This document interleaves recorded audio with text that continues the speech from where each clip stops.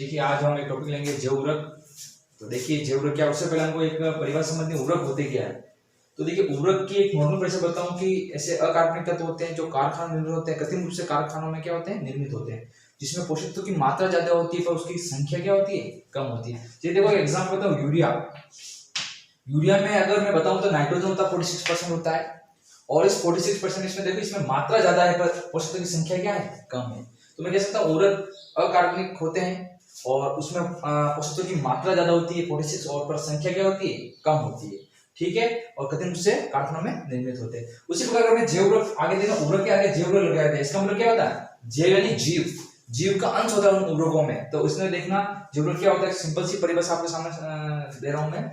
जैव उर्वरक सूक्ष्म जीवों का संरचित माध्यम है। क्या है, सूक्ष्म जीवों का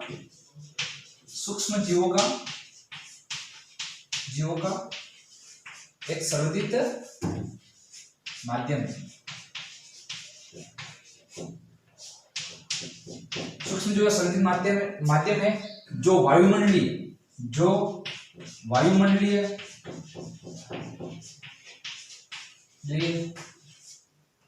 नाइट्रोजन स्थिरीकरण करते हैं, जो वायुमंडलीय क्या करते हैं, नाइट्रोजन स्थिरीकरण करते हैं तथा अघुलनशील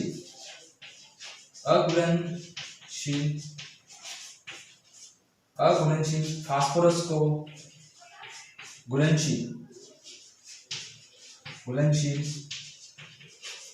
फास्फोरस में बदलते हैं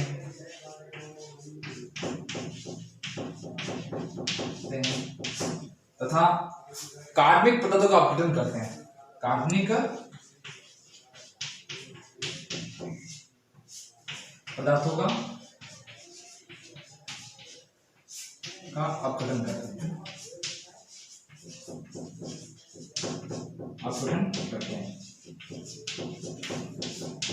तो देखिए एक सिंपल सी परिभाषा बनती है, जैव उर्वरक किसे कहते हैं, एक जीवांश होता है, इसका मतलब सूक्ष्म जीवों का एक संवर्धित माध्यम है,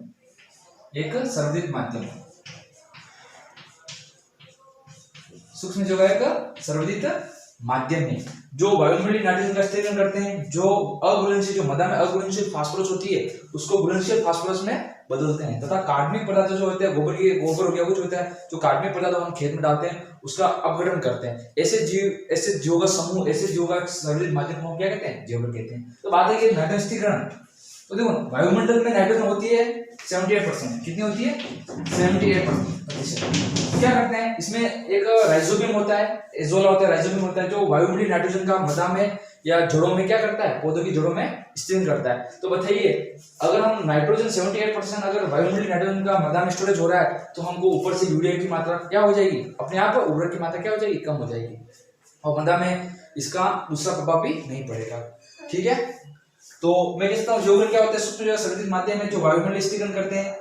ठीक है, नाइट्रोजन का और अघुलनशील फास्फोरस को घुलनशील फास्फोरस में कन्वर्ट करते हैं, जो कार्बनिक पदार्थों का अपघटन करते हैं। तो अघुलनशील फास्फोरस को घुलनशील फास्फोरस में बदलते हैं, इसका मतलब क्या है, तो मृदा में जो अघुलनशील फास्फोरस होती है उसको घुलनशील फास्फोरस में कन्वर्ट करते हैं। इसमें होता है स्यूडोमोनास और बेसिलस, ऐसे जो बैक्टीरिया होते हैं तो क्या करते हैं कि अघुलनशील मृदा में जो फास्फोरस जो पौधे नहीं ले पाते हैं, उस कंडीशन में ये स्यूडोमोनास बेसिलस क्या करते हैं, उस फास्फोरस को घुलनशील बना देते हैं, फिर पौधे आसानी से इसको ले पाएंगे और कार्बनिक पदार्थों का अपघटन करते हैं। तो जैव उर्वरक की एक सिंपल सी परिभाषा मैं आपके समक्ष दी है।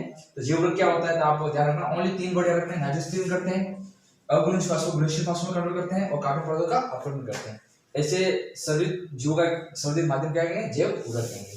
ठीक है, तो मैं थोड़ा सा डायग्राम बना रहा हूं, उससे अच्छा समझ में आ जाएगा आपको।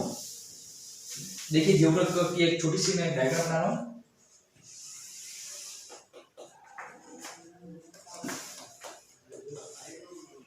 देखिए नाइट्रोजन स्थिरीकरण करने वाले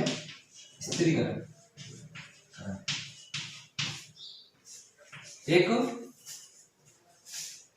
फास्फोरस घुलनशील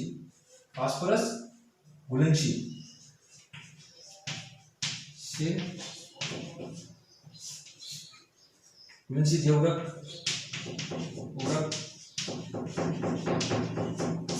एक नाइट्रोजन जैव उर्वरक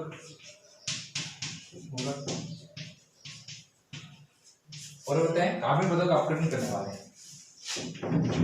कार्बनिक पदार्थों का पदार्थों का अपघटन करना।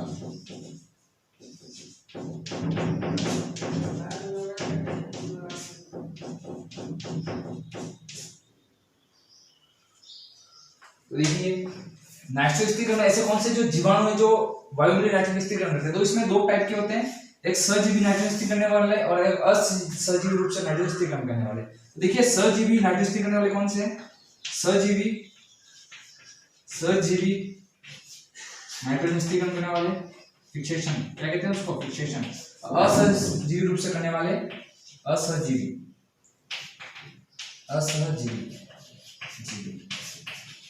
नाइट्रोजन स्थिरीकरण फिक्सेशन।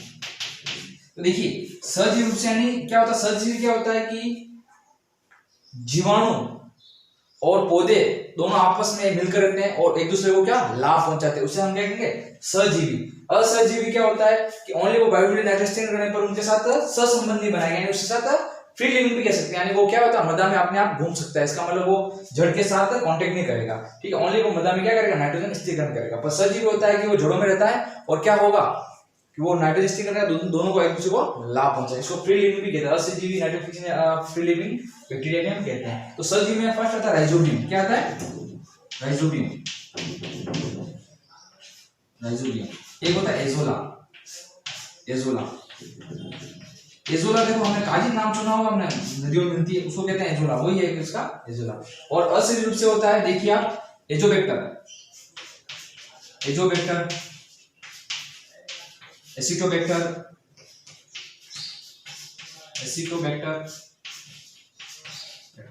और एजोस्पिरिडियम भी होता है। कौन सा होता है? एजोस्पिरिडियम।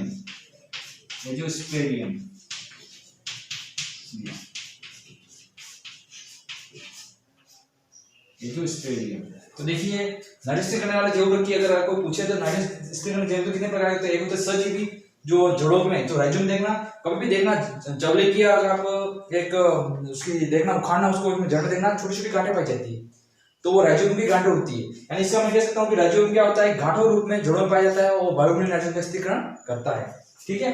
असहजीवी रूप से देखना एजोबैक्टर, एसिटोबैक्टर, ये देखना लेग्यूमिनेसी, जैसे राइजोबियम होता है कि हमेशा दलहनी फसलों के साथ ही क्या करता है? सहजीवी संबंध बनाता है। और असहजीवी यानी मतलब दलहनी फसलों के अलावा अनाज वाली फसलों में ये एजोबैक्टर, एसिटोबैक्टर और एजोस्पिरिडियम क्या होते हैं? नाइट्रोजन स्थिरीकरण करता है। उसके बाद आती है फास्फोरस घुलनशील जैव रोग होते हैं, तो एक होते हैं पीएसबी, फास्फोरस सोल्यूशन बैक्टीरिया, यानी क्या होता है इसमें? घुलनशील, फास्फोरस घुलनशील जैव फास्फोरस घुलनशील जैव रोग में हमेशा आते हैं ना सुडोमोनास और बेसिलस। कौन से आते हैं? Pseudomonas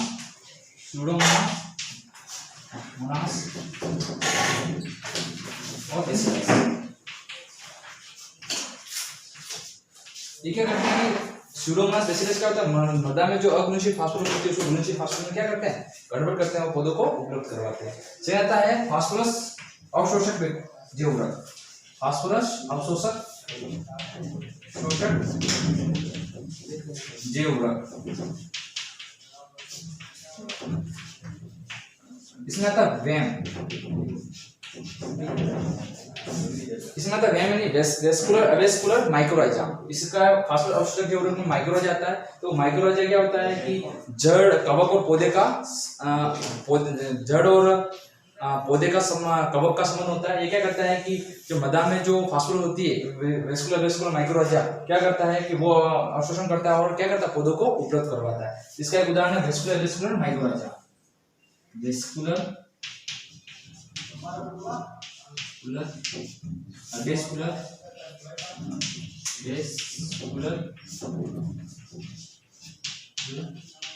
mycorrhiza.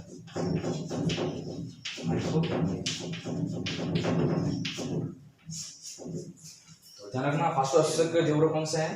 वैम भी कहते हैं, वेस्कुलर माइक्रोराइजा, ठीक है। थोड़ा इसको मैं इधर कर रहा हूँ।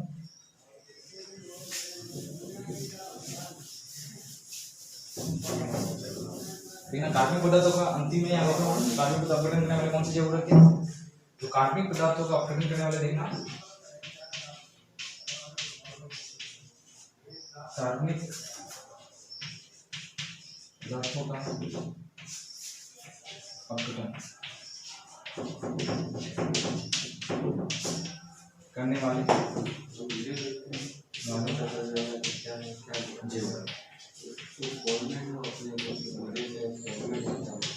इसमें भी दो टाइप के होते हैं। कार्बनिक पदार्थ कौन से? एक तो सेलुलोज होता है, क्या होता है? लिग्निन होता है। तो देखो पौधे में दो प्रकार का होता है, एक होता है सेलुलोज, सेलुलोज होता है, लिग्निन क्या होता है? लिग्निन।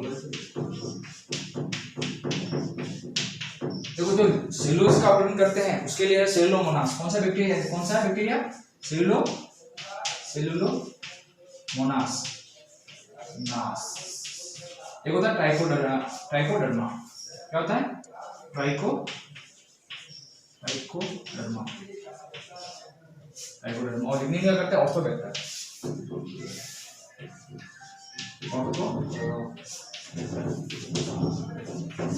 इसके नाम याद रखना।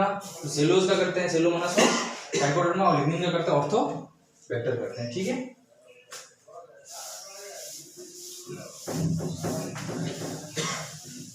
अब आते चलो राइजोबियम क्या होता है। राइजोबियम की एक सिंपल सी परिभाषा देखते हैं। राइजोबियम, मेनली राइजोबियम के बारे में पूछते हैं।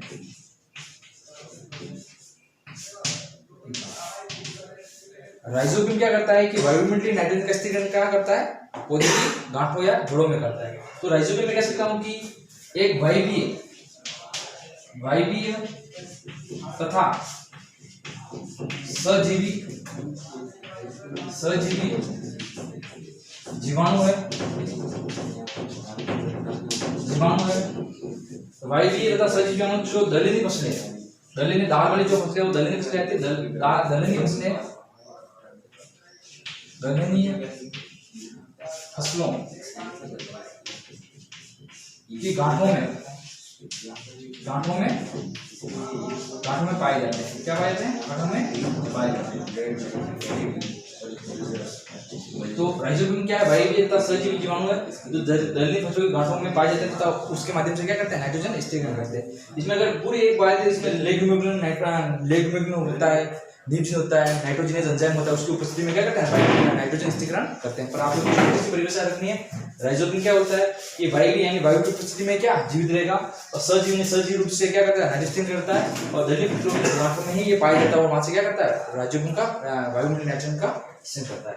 तो राइजोबियम की छोटी सी परिभाषा ध्यान रखना, ठीक है।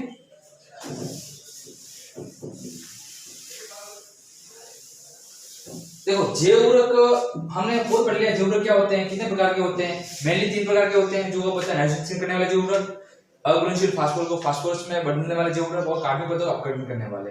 उसके बाद में राइजोबियम क्या होता है? जो सजीव रूप से दलहनी फसलों के गांठों में पाया जाता है और नाइट्रोजन स्थिरीकरण करता है, ठीक है। उसके बाद जैवउर्वरक के फायदे क्या है? जब हम उर्वरक का प्रयोग हम खेतों में करते हैं तो क्या होता है?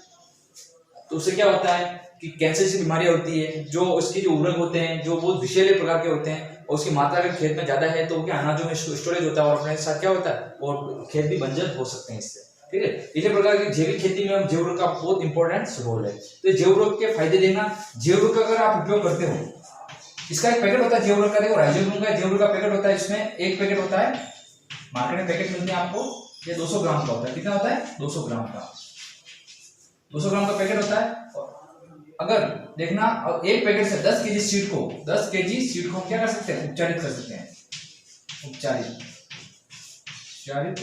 कर सकते हैं।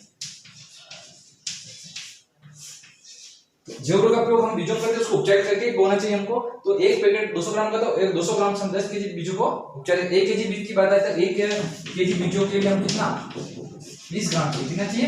20 ग्राम, ठीक है। तो 1 केजी सीड के लिए 20 ग्राम, और 10 केजी उपचारित करना है तो हमको 200 ग्राम की इसकी आवश्यकता पड़ी। अगर इससे हम उसको बीज को उपचारित कर लेंगे तो फायदे क्या है? देखिए फायदे इसके।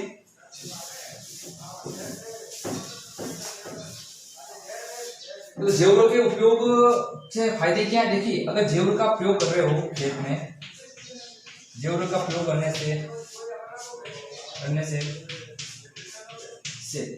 उपज में जो उत्पादन है उसमें 20 से 25%, या एनसीईआरटी में 20 से 40% दिया है कि उत्पादन क्या हो जाएगा? बढ़ जाएगा। तो जैवउर्वरक के करने से उत्पादन में कितना वृद्धि होगी? 20 से 25%, 20 से 40% उसके उत्पादन में क्या हो जाएगी, वृद्धि हो जाएगी। उतनी कमी उर्वरक में आएगी। अगर जैव उर्वरक का आप प्रयोग कर रहे हो तो उर्वरक में कमी आएगी। क्या आएगी, उर्वरक में कमी, यानी आपको यूरिया के प्रयोग कम करना पड़ेगा, फास्फोरस का प्रयोग कम करना पड़ेगा उर्वरक के प्रयोग से। उर्वरक में कमी आएगी तो 20 से 25% या 20 से 40% क्या उर्वरक देने में आपका क्या होगा, कमी आएगी। इससे क्या होगा, आपका पैसा बचेगा, लागत वह क्या होगा, कम हो जाएगा।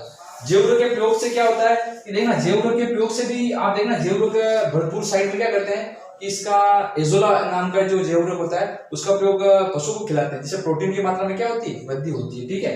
और एक क्या होता है कि जैव उर्वरक के प्रयोग से मृदा की भौतिक दशा में सुधार आता है। क्या आता है, मृदा की भौतिक, रासायनिक,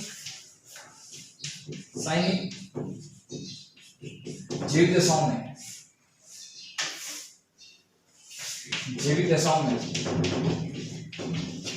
में क्या आता है, सुधार आता है। रासायनिक, जैविक और जैविक दशाओं में सुधार आता है। और इसके प्रयोग से भी क्या होते हैं कि ये एंटीबॉडीज करते हैं, जैसे मृदा में कोई फफूंद जनित होते हैं, कोई होते हैं जो हानिकारक होते हैं, उनके लिए भी क्या है, ये बहुत अच्छा है। ठीक है। तो फसल में बीमार हो जाती है, नाम सुना, फसल बीमार होता है, हो जाती है, उसमें बहुत सारे हानिकारक फफूंद होती है, उसके भी उपचारित करने के लिए उसमें भी ये एंटीबॉडी बनाता है, जिससे क्या होते हैं, फसल में क्या बचाव होता है। ठीक है। और ये बिल्कुल क्या है, सस्ते भी आते हैं। क्या है, बिल्कुल सस्ते हैं, बिल्कुल सस्ते हैं, आराम से किसान इसका प्रयोग कर सकता है। ठीक है। तो आप थोड़ी बड़ी इसकी जानकारी ध्यान रखना, बहुत ज्यादा नहीं। ठीक है।